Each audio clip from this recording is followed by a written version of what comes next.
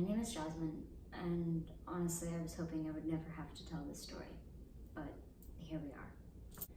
14 years ago, I went to the doctors for my 13-year-old booster shot, and after a routine blood test, they found out something was wrong.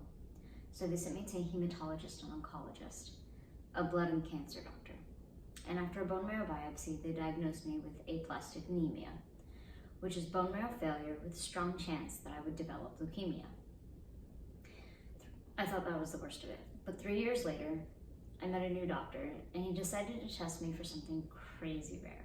He didn't even think that it was going to come back, but we had to double check. And sure enough, it did, and I was diagnosed with Fanconi Anemia.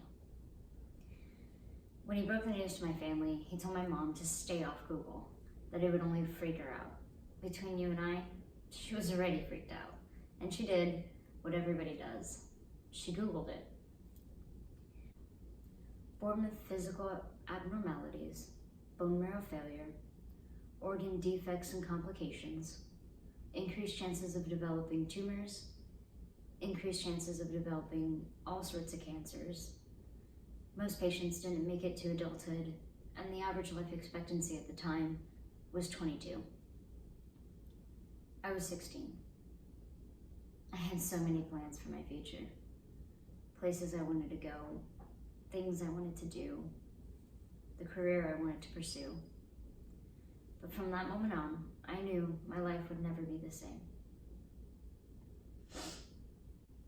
Steve Jobs said, "You can't connect the dots looking forward. You can only connect the dots looking backwards." Looking back on that day, I had made a crucial decision to fight back and to chase after everything I was passionate about, despite what little time we assumed I had left. That was 11 years ago. I'm 27 years old. I've made it to adulthood. I'm adulting really well, might I add. I finished school, I have incredible friends, I travel, I'm a published photographer, and I have an amazing job. However, in this past 11 years, I've had my share of fights with this disease. Tumor scares, cancer scares. It even took my ability to have children.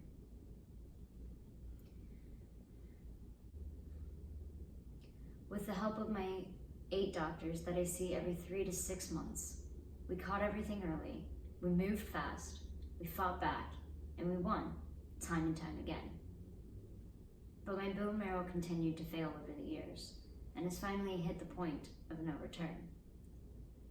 Which means it's time for that fight that I was terrified of when I was 16, a bone marrow transplant.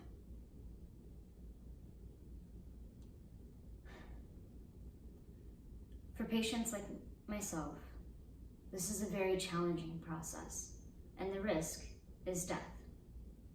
But I promised myself when I was a kid, I would document every little bit, and I would share my story for the next patient.